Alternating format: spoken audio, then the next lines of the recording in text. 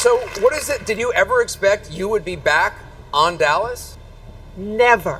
Who would have thought? No one knew the real drama on Dallas happened off-screen. At 84, Linda Gray finally revealed the brutal truth. 22-hour workdays left her in a back brace. Her male co-stars earned millions more. And when she asked to direct, producers tried to destroy her career. But that's not even the darkest secret. This is the shocking story of what it really took to be Sue Ellen. Linda Gray was born on September 12, 1940, in Santa Monica, California, a time when World War II shaped America, and gas cost just 11 cents per gallon. Growing up in Culver City, she was surrounded by Hollywood's magic without even realizing it. Her father, Leslie Gray, was a skilled watchmaker, his work requiring patience and precision, traits Linda later applied to her acting career. While her family wasn't wealthy, they lived comfortably, and Linda's childhood was shaped by the ever-growing presence of the entertainment industry.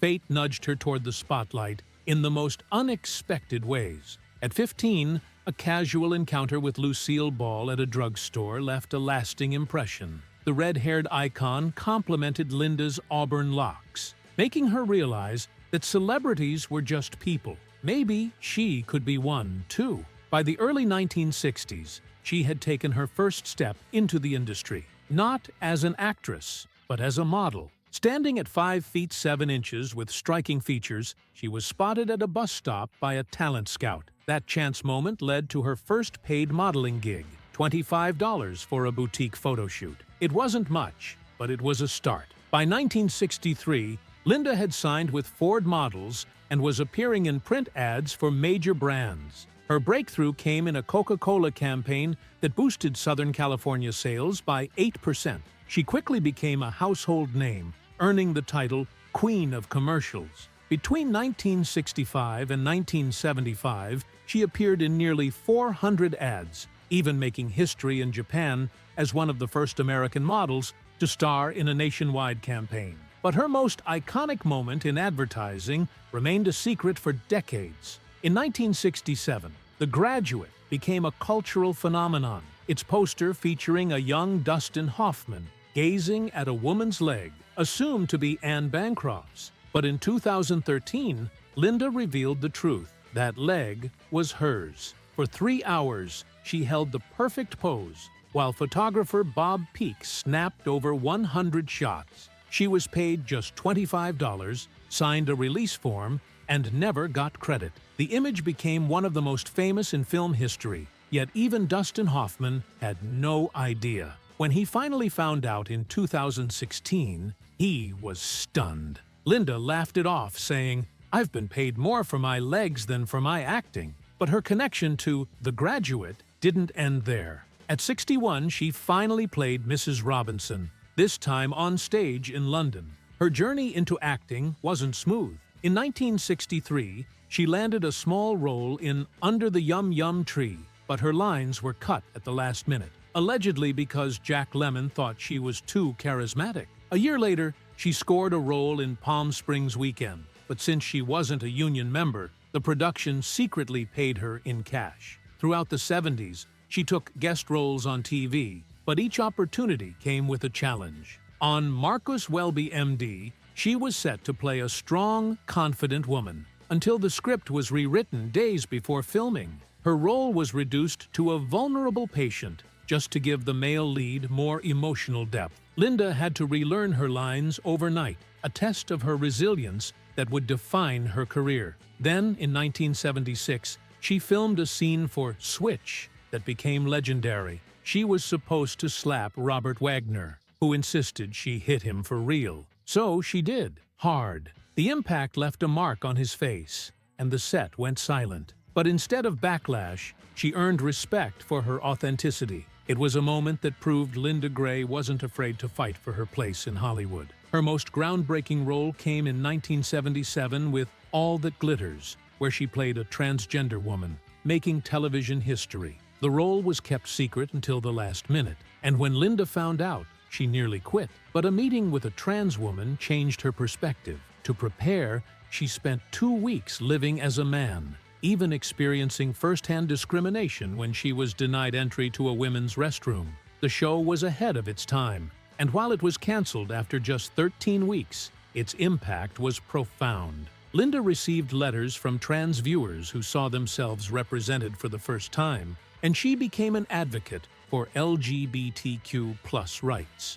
But behind the glitz, Linda Gray's life on set was far from glamorous. 16-hour days, brutal early call times, and back-breaking high heels were her daily reality. The grueling schedule took a physical toll. By season 5, she needed a back brace hidden under Sue Ellen's elaborate costumes. Coffee became her lifeline, sometimes drinking 6 cups just to push through. She wasn't just acting, she was surviving. And then there was the pressure. 30 pages of dialogue to memorize, last-minute script changes, and emotionally intense scenes that pushed her to the edge. One of her worst weeks? 18 dramatic scenes in just 5 days. Including Sue Ellen's infamous drunk driving moment, the exhaustion was relentless, leading to chronic insomnia. Sleeping 4 hours a night became her new normal. As the years passed, Gray clashed with producers.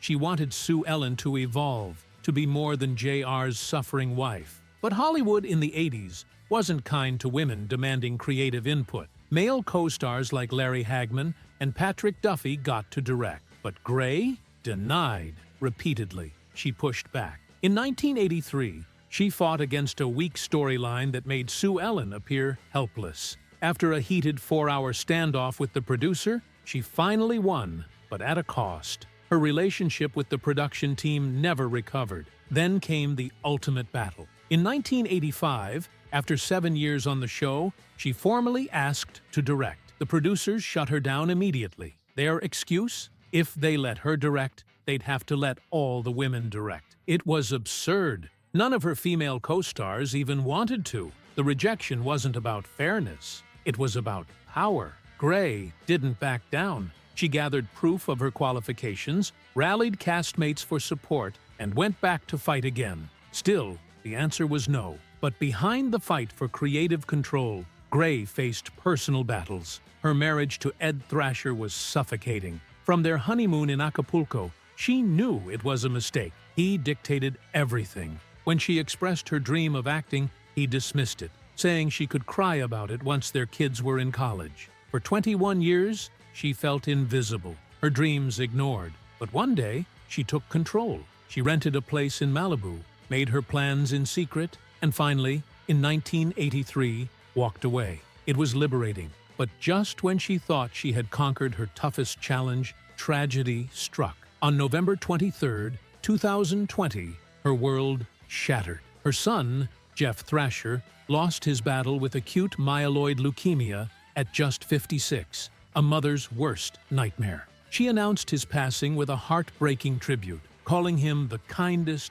funniest, most beautiful soul. The pain was indescribable. COVID-19 made everything harder. Treatment, hospital visits, even saying goodbye. Just days later, as Thanksgiving arrived, she shared a post about their traditions, the little moments that would never be the same. The loss changed her, but instead of retreating, she turned her grief into purpose. In 2022, she joined the Farrah Fawcett Foundation to fight cancer. She became an advocate, speaking out about leukemia, sharing the harsh reality that 20,000 people in the U.S. are diagnosed with AML each year, and survival rates remain low. Jeff wasn't just her son, he was her best friend. And now, she was determined to honor him. Life after Dallas wasn't easy. Reinvention in Hollywood is brutal. But Gray didn't stop. She landed roles in Melrose Place and the spin-off Models, Inc. She took on guest appearances in Touched by an Angel, and even performed in the West End, taking on the iconic role of Mrs. Robinson in The Graduate at 60 years old. The irony? Her legs had been used in the original movie poster decades earlier. Now, she owned the role. She proved that reinvention wasn't just possible, it was necessary. Beyond Hollywood, she became a force for change. In 1998, she became a UN Goodwill Ambassador, traveling the world, listening to women's stories, fighting for gender equality. And in 2015, she put her story on paper, releasing her memoir, The road to happiness is always under construction. It wasn't just a celebrity tell-all, it was raw, honest, and deeply personal. She opened up about her struggles, from childhood polio to a toxic marriage, and how she clawed her way to independence. Some criticized her for being too hard on her ex-husband. Others called it self-congratulatory. But for most, it was inspiring, a blueprint for resilience. From a TV icon to an activist, an actress to a director, a survivor to a fighter, Linda Gray's journey is a testament to one thing. No matter how many times the world tries to push you down, you always have the power to rise.